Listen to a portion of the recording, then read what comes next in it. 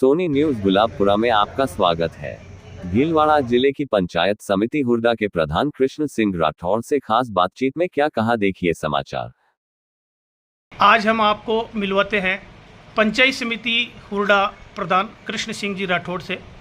राठौर साहब, आपको निर्वाचित हुए लगभग 3.5 साल हो गए हैं। 1.5 साल का कार्यकाल बाकी है। 3.5 वर्ष में आपने पंचायत समिति सेक्टर में ऐसे क्या काम किए अब तक, और ऐसे कौन से काम अभी बाकी रह गए जिसको आप घोषणा कर चुके हैं और अभी नहीं हुए, इसके क्या प्लानिंग है आपकी? विगत लगभग 3 वर्षों के अंदर पंचायत समिति के माध्यम से पूरे हुरडा पंचायत समिति परिसर के सभी पंचायतों के अंदर हमने विशेष प्रयास करके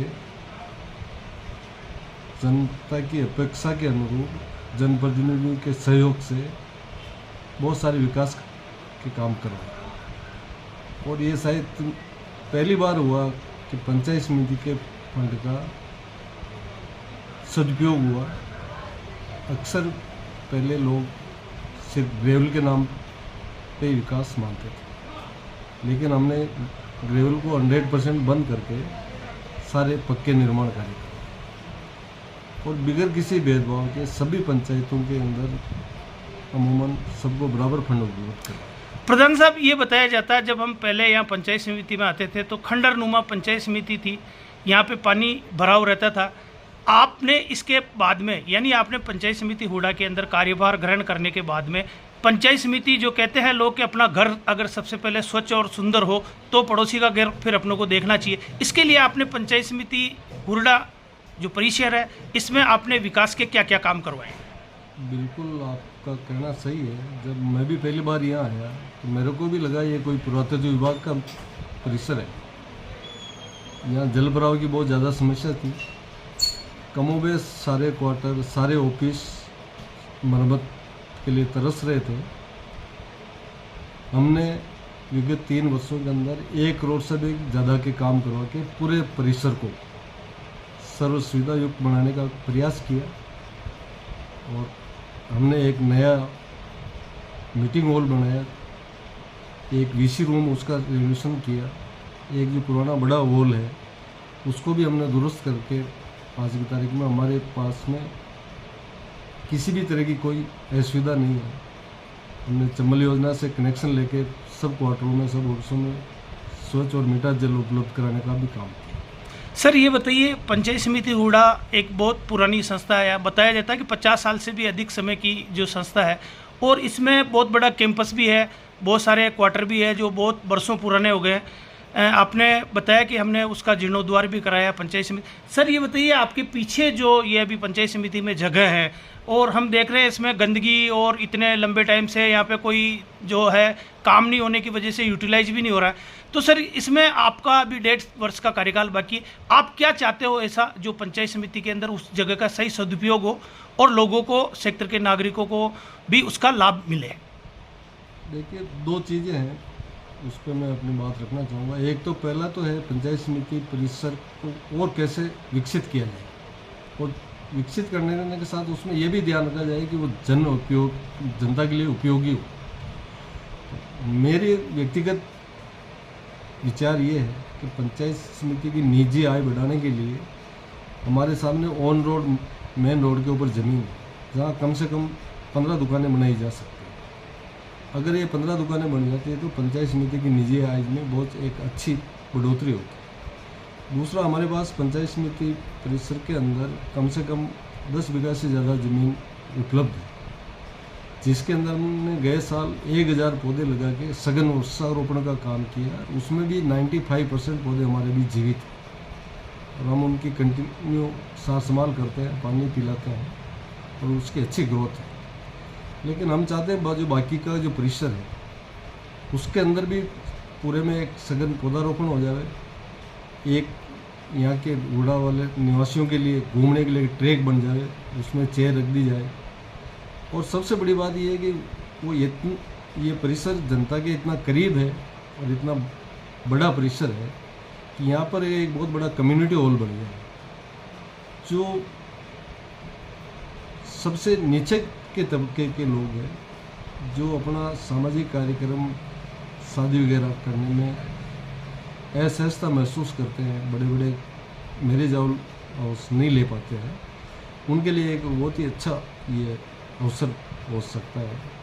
हम इस दिशा में प्रयासरत हैं, क्योंकि हमारे फंड से हम ये काम नहीं करवा सकते, लेकिन हम चाहेंगे कि जैसा आपको मालूम है कि वर्तमान जिला कलेक्टर महोदय जो है बहुत ही अच्छे स्वभाव के हैं, और उनके सामने कोई अगर अच्छा प्रोजेक्ट रखते हैं तो उसके अंदर पूरा सहयोग करने की कोशिश करें। तो सर क्या आपको लगता है जिला कलेक्टर जो अभी आए हैं हमारे यहाँ पे, जो नमित जी मेहता है, वो शायद आपकी पंचायत समिति में भी 2 या 3 बार यहाँ पे आ चुके हैं, निरीक्षण कर चुके हैं। आपको क्या सर ऐसा लगता है कि जिला कलेक्टर महोदय के संज्ञान में आप ये चीज़ लाएंगे?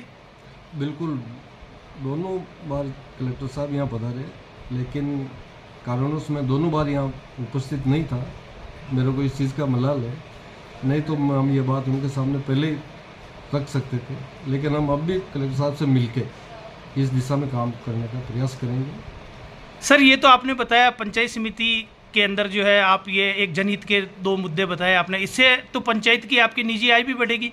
इससे आगे लंबे समय में पंचायत को और क्या फ़ायदा होगा निजी आय बढ़ने से? जब पंचायत समिति की निजी आय बढ़ती है तो ऐसा सिस्टम है कि इसके साथ साथ आपकी जो नियमित किस्तें आती हैं उनकी भी राशि के अंदर बढ़ोतरी हो जाती है। हम जितनी अपनी निजी आय बढ़ाएंगे उतनी आपको विकास के लिए पैसा ज़्यादा मिलेगा। सर ये बताइए, आपने जैसा भी बताया कि पंचायत समिति में हम 1000 जो पौधारोपण करने का लक्ष्य रखा, आप सेक्टर की जनता को क्या कहना चाहेंगे? सर अभी जैसा अपन देख रहे हैं इस वर्ष अपने भयंकर गर्मी का दंश झेला है, सेक्टर के अंदर लोगों ने पेड़ों के प्रति मतलब जो है एक अपन जो कह सकते हैं कि पूर्व के समय में लोग पेड़ों को बहुत देख रेख करते थे और सार संभाल करते थे। वर्तमान समय में हम देख रहे हैं कि जो एक विकास के नाम पे पेड़ों को काटा जा रहा है और नए पौधे उस रूप में नहीं लग रहे हैं।